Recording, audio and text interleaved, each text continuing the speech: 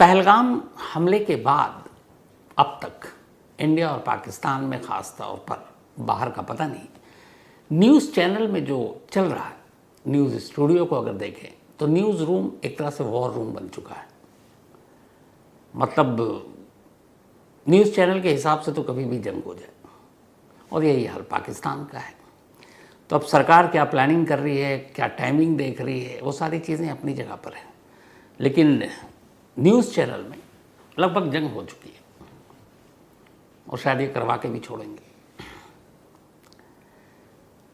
अब कल रात को एक बहुत हाई लेवल मीटिंग हुई थी जिसमें प्राइम मिनिस्टर, डिफेंस मिनिस्टर, अपने तीनों सेना के अध्यक्ष, CDS चीफ डिफेंस जो स्टाफ हैं, और NSA यानी कि national security adviser Ajit Doval, ये सभी मौजूद थे। और उसके बाद एक स्टेटमेंट आया कि टाइम, लोकेशन और बाकी चीज़ें सेना को खुली छूट दी गई है एक्शन लेने की, और वो अपने हिसाब से अब तय करें। ये हर जगह हेडलाइन थी, पाकिस्तान तक भी ये खबर पहुंची। इसके बाद पाकिस्तान के डिफेंस मिनिस्टर ने एक स्टेटमेंट दिया कि इंडिया अगले 24 से 36 घंटे में शायद पाकिस्तान पर हमला कर सकता है। हालांकि इस बात को बोले हुए भी अब 24 घंटे तो बीत चुके हैं। तो कुल मिलाकर दोनों तरफ माहौल जंग का पूरी तरह से बना दिया गया। लेकिन सवाल ये कि क्या वाकई भारत और पाकिस्तान के बीच जंग होगी? ये सवाल इसलिए है क्योंकि पहलगाम हमले में अब तक जो कुछ सामने आया उसके हिसाब से एक TRF द रेजिस्टेंट फोर्स, जिसने पहले क्लेम किया और अब पाकिस्तान के दबाव में आकर TRF ने आज एक नया स्टेटमेंट जारी किया कि हमारा इस हमले से कोई लेना देना नहीं है, बल्कि ये स्टेटमेंट हमारे सोशल मीडिया हैंडल से किसी ने हैक करके डाल दिया। ये एक फेस सेविंग है, चेहरा बचाना है। पाकिस्तान ने दबाव डाला तो हटा लिया गया, लेकिन पाकिस्तान का हाथ है, इसमें कोई शक नहीं, क्योंकि 3 पाकिस्तानी आतंकवादी NIA की जो जांच हुई है उसमें पुख्ता सबूत मिले हैं। ये सबूत दुनिया के देश के बड़े बड़े नेताओं को भारत सरकार ने सौंपे भी है। तो अब सवाल ये है कि एक्शन, टाइमिंग और प्लानिंग, तीनों सेनाओं को छूट दे दी गई। खुद प्राइम मिनिस्टर ने कहा कि अब आपको पूरी आज़ादी है, पूरी छूट है, आप जो करें। तो ऐसी सूरत में क्या होगा? बड़ी बेसिक सी 2-3 चीज़ें हैं जो जंग का माहौल बनाया जा रहा है उसी के हिसाब से। पहली कि इस पूरे मामले में पाकिस्तान में बैठे हुए टेररिस्ट ग्रुप का हाथ है, जिसमें TRF के बारे में हर एक जानता है कि लश्कर का एक शैडो संगठन है और असली बॉस है हाफिज़ सईद। तो कायदे से देखें तो इस वक्त इंडिया का टारगेट नंबर 1 हाफिज़ सईद है, क्योंकि वो लश्कर का चीफ है और हमेशा भारत को लहूलुहान करता आया।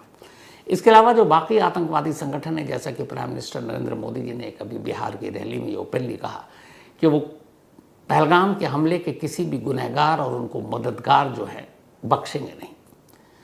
तो मददगार सारे आतंकवादी संगठन के आका हैं, और कहीं ना कहीं पाकिस्तानी खुफिया एजेंसी ISI भी है, पाकिस्तानी आर्मी ट्रेनिंग देती है, हम सब जानते हैं।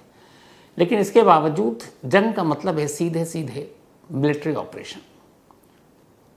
तो क्या ये जंग होगी, या फिर जैसे कि सर्जिकल स्ट्राइक हुआ उस हिसाब से ख़ास टारगेट जो इस वक्त पाकिस्तान में छुपे बैठे हैं उनको चुन चुन कर मारा जाए, जैसे हाफिज़ सईद हो गया, लखवी हो गया, या फिर मौलाना मसूद अज़हर हो गया, मीर हो गया, सैफुल्लाह कश्मीरी हो गया, या डबल डाउन दाऊद इब्राहिम।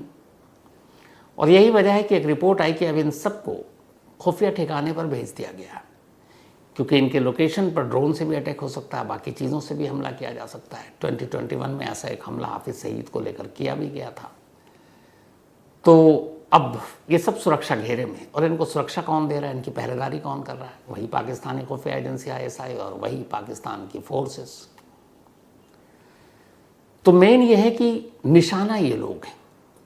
अब कैसे इन पर हमला होगा, जाहिर सी बात है, ये एक पूरी प्लानिंग का हिस्सा है जो ना गवर्नमेंट बता सकती है ना बताना चाहिए, ये फोर्सेस का काम है।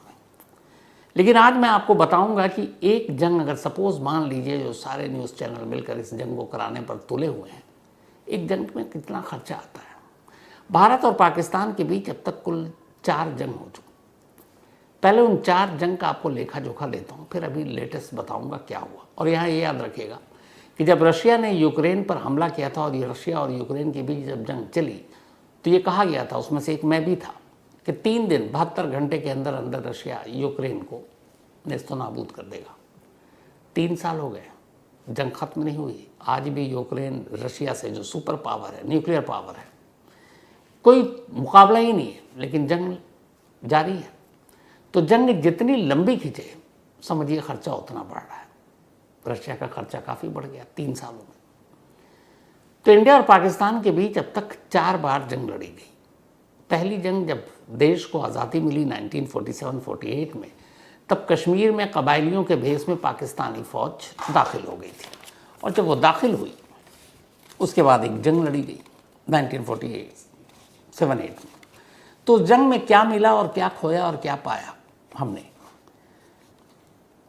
तो अगर उस वक्त ये कहते हैं कि इंडियन आर्मी ने एक्शन राइट टाइम न लिया होता, तो शायद ये जो कश्मीर है ये हाथ से निकल गया होता, क्योंकि वो धोखे से आए थे कबायलियों के भेष में। लेकिन भारतीय जवानों ने, सेना ने, एयरफोर्स ने वक्त रहते उनकी इस नापाक साजिश को नाकाम कर दिया था। और इस जंग के दौरान फिर उल्टा ये हुआ कि भारत 1 लाख वर्ग किलोमीटर से ज़्यादा इलाके को अपने कब्जे में कर लिया। आए थे पाकिस्तानी कश्मीर पे कब्जा करने, उल्टे लेने के देने पड़ गए। तो उनसे 1 लाख वर्ग किलोमीटर से ज़्यादा का ज़मीन वापस हिस्सा छीन लिया जो बंटवारे में दिया गया था। और पाकिस्तान ने भी 78,000 वर्ग किलोमीटर एरिया इस जंग में अपने कब्जे में ले लिया था, जिस पर पाकिस्तान का अवैध कब्जा है, और जो पीओके में भी एक तरह से। इस जंग में भारतीय सेना के 1100 हमारे जवान, 1100 जवान शहीद हुए थे, जबकि पाकिस्तान के 1500 सैनिक मारे गए थे इस जंग में। उस वक्त इस जंग में, जो पहली जंग लड़ी गई थी, 2 करोड़ अमेरिकी डॉलर का खर्च आया था। 1947-8 की बात कर रहा हूँ। 2 करोड़ डॉलर उस वक्त बड़े मायने रखते हैं। 2 करोड़ को अगर आज के वक्त में हम करेंसी में देखें, इंडियन रुपीज़ में, तो 86 रुपीज़ के आसपास डॉलर है, तो लगभग 170 करोड़ रुपए। नया नया देश आज़ाद हुआ, अंग्रेज़ गए, सब लूट कर गए, और तब इस जंग में हमें 170 करोड़ का नुकसान हुआ था, क्योंकि खर्च आया था 47-48 में, यानी करीब 78-89 साल पहले। तो ये पहले ही जंग का लेखा जोखा था। इसके बाद 1965 में दूसरी बार पाकिस्तान से जंग जीती। आज तक पाकिस्तान हम लोगों से कोई जंग नहीं जीता। तो इस दूसरी जंग में भारतीय सेना ने पाकिस्तान के करीब 2000 वर्ग किलोमीटर इलाके पर कब्जा कर लिया था। 2000 किलोमीटर का पूरा इलाका, जिनमें हाजी पीर पास भी शामिल था, जबकि पाकिस्तान ने कुल 500 वर्ग किलोमीटर पर कब्जा कर लिया था इस 65 के जंग के दौरान। इस जंग में हमारे लगभग के एकदम सही डेटा है, 3264 सैनिक शहीद हुए थे 1965 के वॉर में अगेंस्ट पाकिस्तान। 3264 भारतीय जवान शहीद हुए, जबकि पाकिस्तान के 3500 से ज़्यादा सैनिकों की मौत हुई थी। ताशकंद समझौते के बाद 5 अगस्त 1965 चूँकि ताशकंद समझौता हुआ, तो फिर इस समझौते के तहत जो भारत ने पाकिस्तान के ज़मीन को जीत लिया था, या पाकिस्तान ने भारत के कुछ ज़मीन को अपने कब्जे में लिया, दोनों ने उन ज़मीनों को लौटा दिया। मतलब इस जंग में कोई किसी ज़मीन पर कब्जा नहीं कर पाया। जीते ज़रूर थे, पर ताशकंद समझौते के तहत दोनों को लौटाना पड़ा। ये दूसरी जंग थी। तीसरी जंग 1971 की थी, वही जंग जिसमें पाकिस्तान के 2 टुकड़े हुए और बांग्लादेश बना। इस जंग में पहली बार ऐसा हुआ कि भारत और पाकिस्तान की जंग में एक नए देश का जन्म हो गया था, बांग्लादेश का, और 15,000 वर्ग किलोमीटर ज़मीन पाकिस्तान से भारत ने छीना और उस पर कब्जा कर लिया। हालांकि फिर बाद में ये हुआ, जो बाकी बांग्लादेश बना उस ज़मीन पे नहीं, 15,000 पाकिस्तान की ज़मीन पर, बांग्लादेश तो ईस्ट पाकिस्तान पे बना था, बाकी 15,000 वर्ग किलोमीटर पर इंडिया ने कब्जा कर लिया। सेना पाकिस्तान की भाग गई थी, लेकिन फिर शिमला समझौता हुआ, और शिमला समझौते के तहत हमें वो जीती हुई ज़मीन पाकिस्तान को लौटानी पड़ी। जबकि पाकिस्तान को इस जंग में 71 में कुछ हासिल नहीं हुआ, उसने सिर्फ खोया ही खोया, अपना पूरा ईस्ट पाकिस्तान खोया, हज़ारों सैनिक खोए, उनकी मौत हुई। इसके अलावा उनकी जो बदनामी, एक साथ दुनिया में सबसे बड़ी तादाद में सैनिकों ने जो सरेंडर किया, वो पाकिस्तान के नाम है इसी जंग में। हालांकि इस जंग की कीमत भी हमने चुकाई। हमारे सेना के 3,843 सैनिक शहीद हुए थे, जबकि पाकिस्तान के अराउंड 8,000 सैनिक मारे गए थे और 93,000 सैनिकों ने सरेंडर किया था। यही वो एक रिकॉर्ड था, इससे बड़ी तादाद में कभी किसी ने नहीं किया। 1999 की चौथी जंग करगिल, आपको याद होगा, धोखे से वो भी हुआ था।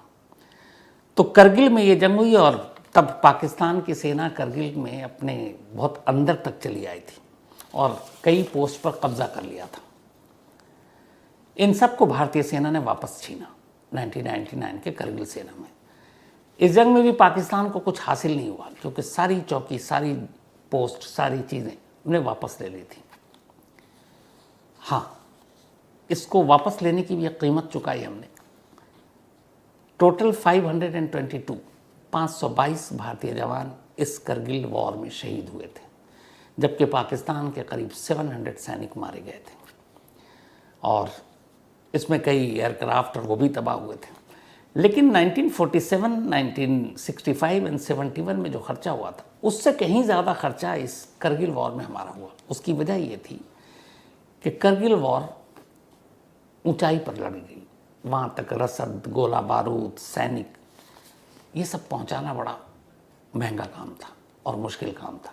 इसीलिए करगिल वॉर और लंबी चली, तो उसमें हमें बहुत नुकसान हुआ पैसों के। जब जंग होती है तो अरबों रुपए खर्च हो जाते हैं। एक 205 की, वही जो आपको स्टडी की रिपोर्ट बताई थी, ये 205 की एक स्टडी रिपोर्ट है कि 47 की जंग में 2 से 4 करोड़ डॉलर हमारे खर्च हुए थे, जो मैंने कहा 170 करोड़ रुपए अगर आज के हिसाब से देखें। 65 में जो पाकिस्तान से हमने जंग लड़ी थी, उसमें 20 से 30 करोड़ डॉलर खर्च हुए थे। मतलब आप देखिए 200 गुना ज़्यादा, कहाँ 2 करोड़ से 4 करोड़ और कहाँ 65 के वॉर में 20 से 30 करोड़ डॉलर खर्च हुए थे, जबकि पाकिस्तान के 50 करोड़ डॉलर खर्च हुए थे।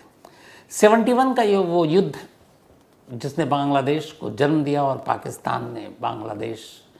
पाकिस्तान के टुकड़े कर भारत ने बांग्लादेश को एक नया देश बनाया। इस जंग की कीमत के तौर पर हमारे 50 करोड़ डॉलर खर्च करने पड़े थे। 50 करोड़ डॉलर, अरबों में बैठेगी ये रकम। 1999 ने आपको जो बताया कि करगिल वॉर बड़ी खर्चीला था, इसलिए कि ऊंचाई पर 1.5 अरब डॉलर, ये हिंदुस्तान ने अब तक जितनी हमने जंग लड़ी है, ये ख़ासतौर पर जो 4 आपको बताई, इसमें सबसे महंगा, सबसे खर्चीला जंग यही करगिल वॉर। 1.5 अरब डॉलर का खर्च आया था। इसके बाद 2001, ये जंग नहीं थी लेकिन एक पार्लियामेंट पे अटैक हुआ था, आपको याद होगा, जिसको लेकर बाद में पूरी इंक्वायरी भी बैठी। इसमें जैश मोहम्मद का नाम आया, मौलाना मसूद अजहर का मास्टरमाइंड था। और उस हमले के बाद पार्लियामेंट के LOC, लाइन ऑफ कंट्रोल, जो हमारा और पाकिस्तान के साथ है, जो सरहद की सीमा है, उसको LOC कहते हैं। तो वहाँ पर हमें एक्स्ट्रा फोर्स तैनात करना पड़ा था जवानों को, और ये तैनाती लगभग अगले 1 साल तक रही थी, 2001 दिसंबर से लेकर 2002 दिसंबर तक। और सिर्फ इस एक्स्ट्रा फोर्स की तैनाती पर, जंग नहीं लड़ रहे हैं लेकिन एक्स्ट्रा फोर्स तैनात किया था हमने, 2 अरब डॉलर का खर्च आया था। सोचिए, बिना जंग के सिर्फ एक्स्ट्रा फोर्स लगाने पर 2 अरब डॉलर, उसके ये बिना जंग लड़े हुए। अब एक रिपोर्ट ये है कि हमारी जो भारत का हमारा रक्षा बजट है, डिफेंस बजट, वो कुल मिलाकर है 6 लाख करोड़ का। सबसे ज़्यादा बजट जो हमारा डिफेंस पे है, हम डिफेंस पे 6 लाख करोड़ रुपए एनुअली खर्च करते हैं। 6 लाख करोड़ रुपए एक भारी भरकम रकम है। अब 6 लाख करोड़ का मतलब ये है कि हर साल जंग तो होती नहीं है। आखिरी वही आपको बताया कि जो करगिल वॉर 1999 में हुआ था, अब करीब 26 साल हो गए हैं, कोई जंग नहीं हुई। और हमारा एक ही है पड़ोसी जो हमेशा हमें सताता रहता है, जो हमेशा हमें अलर्ट रखता है, और जिसकी वजह से हमारा इतना ज़्यादा डिफेंस बजट है 6 लाख करोड़। अगर पाकिस्तान एक सुधरा हुआ देश होता तो उनका भी बजट बचता, हमारा भी बचता, और ये 6 लाख करोड़ रुपए सोचिए कहाँ अच्छे भलाई के कामों में इस्तेमाल हो सकता था, अच्छी सड़कों के लिए, कॉलेज के लिए, हॉस्पिटल के लिए। लेकिन नहीं, न उन्हें चैन से रहना है, ना हमें चैन से रहने देना है। तो इसीलिए हमारा 6 लाख करोड़ का बजट है। एक्सपर्ट्स की ओपिनियन ये है कि आज के दौर में चूंकि अब टेक्नोलॉजी और बहुत सारी चीज़ें आ गई हैं, जंग और खर्चीला हो गया।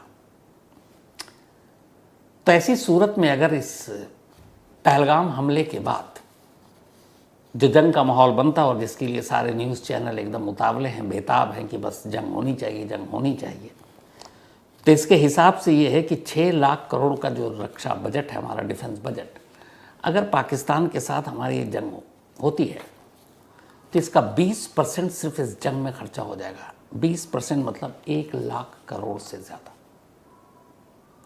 और अगर ये जंग लंबी खिंच गई, ये तो कुछ दिनों की जंग की है, गोला बारूद, रसद, तैनाती, पोस्टिंग, सारी चीज़ों का, पर अगर जंग लंबी खिंच गई तो फिर यही 1 लाख करोड़ से ये बढ़कर 3 से 4 लाख करोड़ का खर्चा बैठ सकता है। 3 से 4 लाख करोड़, तो सोचिए फिर कितना खर्चीला है ये। अब एक लेटेस्ट रिपोर्ट और ये सारी मतलब ऑथेंटिक रिपोर्ट्स हैं जो आपके सामने रख रहा हूँ। इस रिपोर्ट के हिसाब से अप्रैल 2025 की ये रिपोर्ट है, लेटेस्ट, इसी माहौल के बाद ये रिपोर्ट पब्लिश की गई है कि अगर भारत और पाकिस्तान के बीच सिर्फ 4 हफ्ते की जंग होती है, मतलब 1 महीना, सिर्फ 4 वीक्स, तो 4 महीने की इस जंग में भारत को लगभग 750 अरब डॉलर, 750 अरब डॉलर, इंडियन करेंसी में लगभग 62 लाख करोड़ रुपए का खर्चा आएगा। सिर्फ 4 वीक के वॉर में, 4 हफ्ते की अगर ये जंग हुई, 62 लाख करोड़ रुपए खर्च हो जाएंगे। और इसके अलावा ये जो खर्चा है ये सिर्फ जंग के लिए नहीं है। जब आप जंग लड़ते हैं तो बहुत सारी चीज़ें होती हैं, आपकी पूरी उत्पादन, आपका एक्सपोर्ट, आपका इंपोर्ट, आपका टूरिज़्म, आपका शेयर मार्केट, आपकी बाकी सारी चीज़ें। तो ये सारी चीज़ें इन्हीं 62 लाख करोड़ में है कि एक देश जो जंग की आग में जूझ रहा होता है, उसकी इकोनॉमी चारों तरफ से असर डालती है।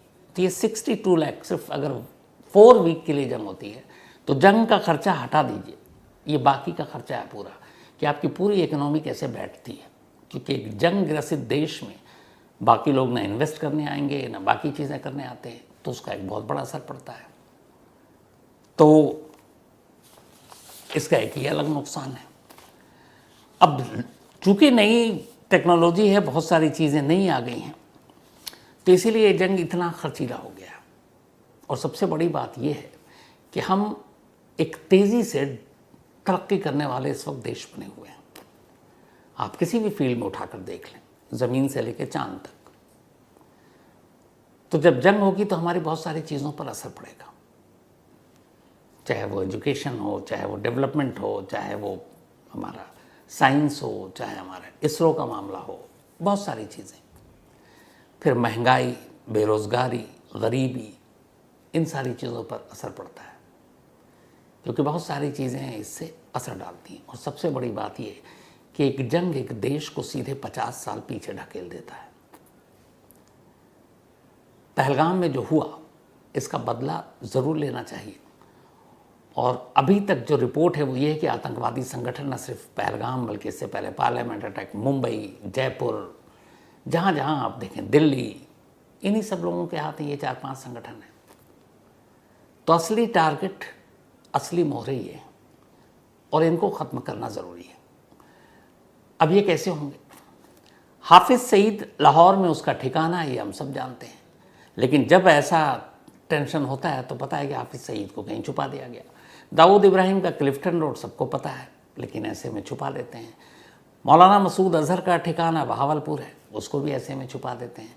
लखवी का जो है वो रावलपिंडी के आसपास है, उसको भी छुपा देते हैं।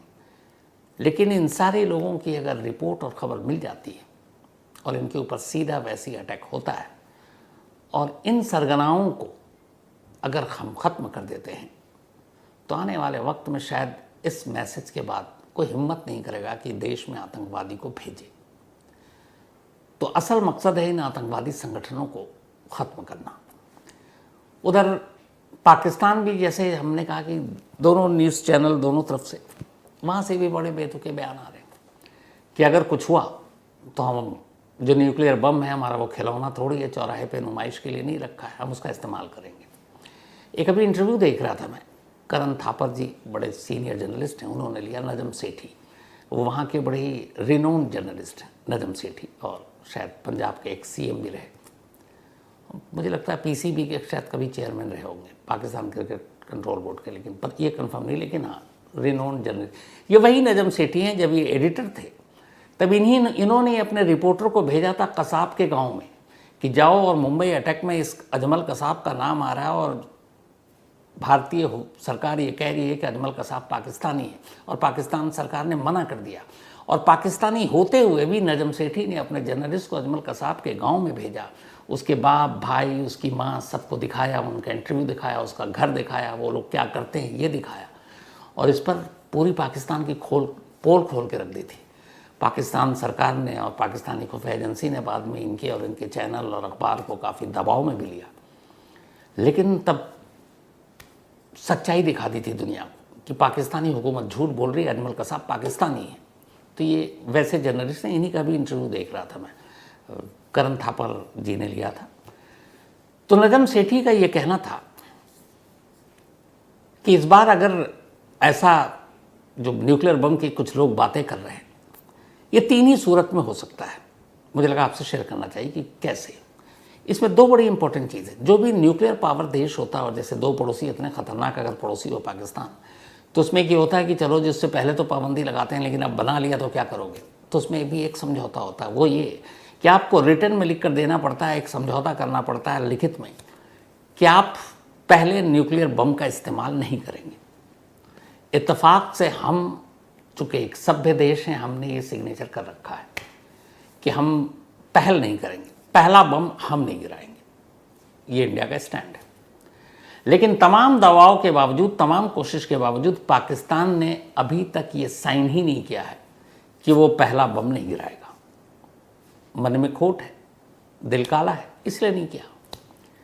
तो नजम सेठी से जब पूछा करण थापर जी ने कि ये जो कुछ वहाँ के मिनिस्टर और नेता पॉलिटिशियन ये बयान दे रहे हैं कि हमारे बम खिलौने थोड़ी हैं, हम इस्तेमाल करेंगे, तो ये मजाक है या सीरियस है, तो उनका जवाब था कि ये इस बार सीरियस है। पूछा क्यों सीरियस है, उन्होंने कहा कि अगर मान लीजिए भारत POK पे कब्जा कर लेता है, जो हम बार बार कह रहे हैं कि POK हमारा है और उस पर पाकिस्तान का अवैध कब्जा है, इलीगल कब्जा है, तो अगर POK पे कब्जा कर लेता है तो पाकिस्तान शायद अपनी ही सरजमीन पर POK पर ही न्यूक्लियर बम दाग सकता है।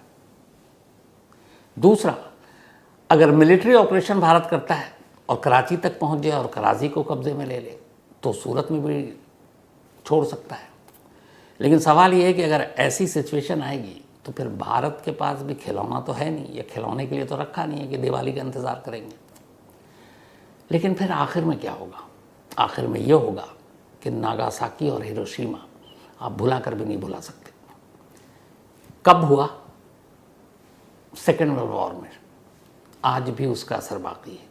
आज भी जब मतलब 70-80 साल हो गए, आज भी वहाँ के लोग जो पैदा होते हैं उनमें उसका असर बाकी है। आज भी वहाँ के लोग कैंसर के पेशेंट हैं, क्योंकि वो ऐसी चीज़ है न्यूक्लियर। तो उस तबाही को कभी भूला नहीं गया।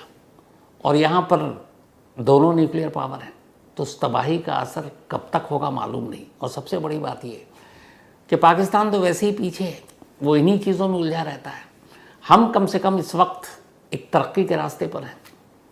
दुनिया की तीसरी सबसे पावरफुल इकोनॉमी बनने में भी ज़्यादा वक्त नहीं है, लेकिन ये जंग बहुत पीछे धकेल देगा।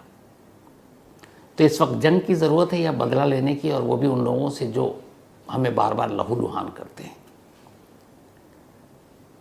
तो कायदे से वैसे भी जो सरकारें होती हैं वो मीडिया और न्यूज़ चैनल और उनके हेडलाइंस के हिसाब से फ़ैसले नहीं लेती।